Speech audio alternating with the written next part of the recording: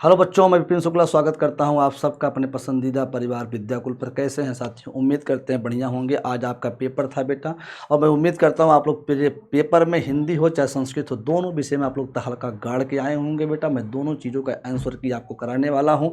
बेटा मैं संस्कृत का करा चुका हूँ, अब बेटा मैं हिंदी का कराने वाला हूँ। फटाफट हमारे साथ देखिए कि मैंने जो चीज़ें पढ़ाई थी बेटा, वही चीज़ें आपकी एग्जाम में आया है। मैं हमेशा कहता हूँ पूरा डिटेल में पढ़ने का प्रयास करिए।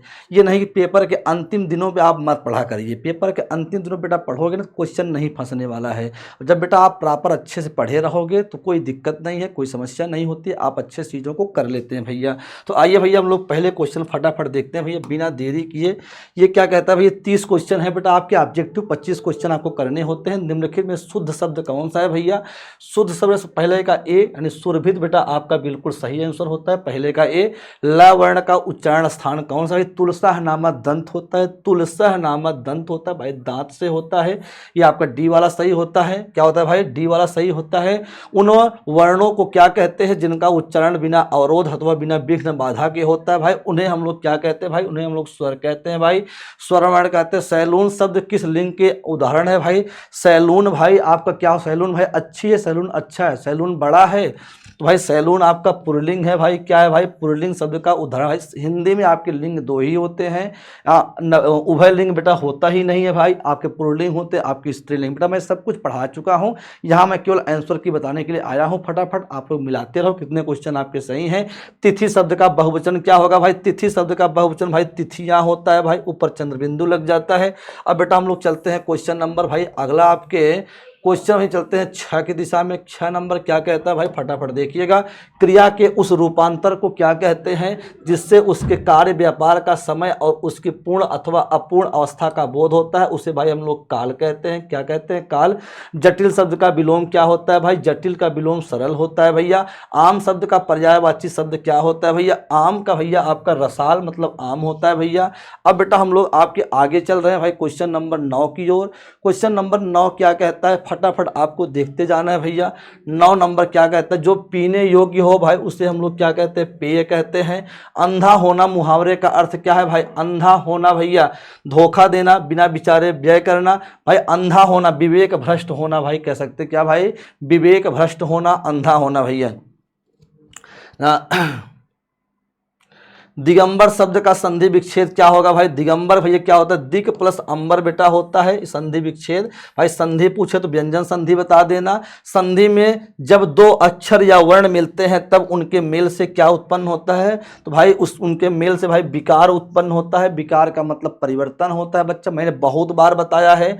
अब बेटा हम लोग चलते हैं क्वेश्चन नंबर 13 की ओर। फटाफट केवल हमारे साथ आप बने रहिए, मैं वही चीजें दिखा रहा हूं कि बेटा एक एक क्वेश्चन हमारे पढ़ाए हुए, चाहे ऐप पे हो चाहे यूट्यूब पे हो, दोनों जगह से बेटा फंसे हुए हैं। 29 शब्द में कौन सा उपसर्ग है भाई? उपसर्ग हमेशा पहले लगता है शब्द के भाई, उसमें उपसर्ग होगा। भिड़ंत शब्द में कौन सा प्रत्यय है भाई? प्रत्यय बाद में लगता है भाई, भिड़ंत में अंत प्रत्यय होता है। तुमने गाया होगा, यह किस काल का उदाहरण है भैया? भाई तुमने गाया होगा, आ होगा, ई होगी, ए होगे भाई। फटा बताना भैया। तुमने गाया होगा भैया, इनमें से कोई नहीं भाई। क्या करना है आपको? भूतकाल बताना है भाई। क्या भैया? भूतकाल बताना है भैया। बात समझ पा रहे भैया? हाँ भैया, चीजें बीत चुकी हैं आपका। चलो, शिवपूजन सहाय के बचपन का नाम क्या था भाई? शिवपूजन सहाय के बचपन का नाम भाई भोलानाथ कर लीजिए भैया। अब बेटा हम लोग चलते हैं क्वेश्चन नंबर भाई 17 की ओर। 17 क्या कहता है भाई? फटाफट देखते रहिए भैया। हाँ, भगजोगनी चूंकि मुंशी जी की गरीबी में पैदा हुई और जन्मते ही माँ के दूध से वंचित होकर क्या कहलाने लगी भाई? टूअर इसमें सही है। भगजोगनी का दूसरा पति कौन है भैया? दूसरा पति उसका सौतेला बेटा है भाई, मैंने बहुत अच्छे से पढ़ाया है। भारतीय गणतंत्र के प्रथम राष्ट्रपति कौन थे भैया? आप डॉक्टर राजेंद्र प्रसाद बेटा सही उत्तर मारेंगे बेटा। हम लोग बेटा चलते हैं 19 नंबर की ओर भैया। 19 नंबर क्वेश्चन क्या है? 20 नंबर क्वेश्चन क्या कहता है? बुद्ध के समय नालंदा में क्या था था भैया? प्रवारिकों का आम्रपन था भैया, प्रवारिकों का आम्रपन था भैया। मैंने सब कुछ बताया। ग्राम गीत का मर्म शीर्षक पाठ की विधा है भाई, ये निबंध है। क्या है भाई? 21 नंबर का जवाब क्या होगा भैया? 21 नंबर का जवाब सारे बच्चों को बताना है, क्या होगा भैया? निबंध होगा। अब बेटा यहाँ है ग्राम गीत का मर्म शीर्षक के लेखक कौन है भाई? लक्ष्मी नारायण सुधांशु जी इसके लेखक हैं। संत कबीर रैदास का जन्म कहाँ हुआ था भैया? फटाफट सारे बच्चे बताएंगे भैया इनका जन्म कहाँ हुआ था भाई? आपके बनारस में। इनका भाई मक्खी परेशान कर दी है हो, बनारस में हुआ था भैया। अब हम लोग बेटा आगे चलते हैं भैया। क्वेश्चन नंबर भाई आपके 24, बेटा आपको 25 ही बेटा बनाने हैं 30 में। सूफियों के विश्वास के अनुसार किसके द्वारा परमात्मा को पाया जा सकता है? प्रेम के द्वारा भाई परमात्मा को पाया जा सकता है भाई। गुरु गोविंद सिंह रचित कृति है भाई जफरनामा। बेटा इसमें राइट आंसर क्या भैया? राइट आंसर जफरनामा है। पलक पावड़े शीर्षक पाठ की विधा है भाई। फटाफट बताना भाई, 26 नंबर का जवाब देना भैया। कविता है भाई, कविता है भाई। आपको भाई जानते हैं आप लोग, किसको यह ज्ञान मिला था कि वीणा के तारों को इतना मत कसो कि वह टूट जाए और इतना ढीला भी मत कसो उसमें संगीत ही ना हो? भाई सम्राट समुद्रगुप्त भाई वीणा बहुत अच्छा बजाता था भैया, आप इसको जानते होंगे भाई। आपके पाठ नंबर 2 भारत का पुरातन विद्यापीठ से क्वेश्चन है भैया। अब बेटा क्वेश्चन नंबर हम लोग 28 की ओर चलते हैं। सुदीन पाठक किस बाजा के विशेषज्ञ थे भाई? सुदीन पाठक भाई फटाफट क्वेश्चन बताना है 28 का भाई क्या होगा भाई? सितार। भाई सितार इसमें राइट आंसर होगा। बिहार में प्रचलित लोकगीतों के मुख्य रूप से कितने भेद हैं भाई? भाई वैसे तो बहुत हैं लेकिन आप कहेंगे 7 ही भाई इसके मुख्य रूप से हैं। विवाह के गीतों में करुण भाव का प्रवेश विवाह के किस प्रसंग के गीतों में किया जाता है भाई? करुण भाई द्वार पूजा, सिंदूर दान, परिछान। भाई इसमें नहीं, विदाई के समय में भाई रोना पीटना गाना होता है। लड़की की माँ बहुत रोने लगती है भाई, लड़की की माँ रोती है, अरे मोरे रनिया आज हम तो अकेले हो गए मोरे बिटिया, तो ऐसी से कहीं रोती है भाई ना। तो आप लोग शादी होगी भाई, ये चीज़ें मैं बताता हूँ, बहुत अच्छे ढंग से समझाता हूँ। तो अभी तो मैं केवल आपको आंसर की बेटा करा रहा हूँ फटाफट। बेटा खंड नंबर बा में बेटा क्या है आपके? ये बेटा कहा गया है, आइए हम लोग देखते हैं बेटा क्या है कैसे है। कहते हैं 1 से 50 या 200 शब्दों में निबंध लिखना है बेटा। मेरा प्रिय खेल क्या होता है बेटा? विज्ञान वरदान किसी एक पे लिखना है बेटा। 4 आपको दिया है, किसी एक पे ही आपको लिखना है भैया।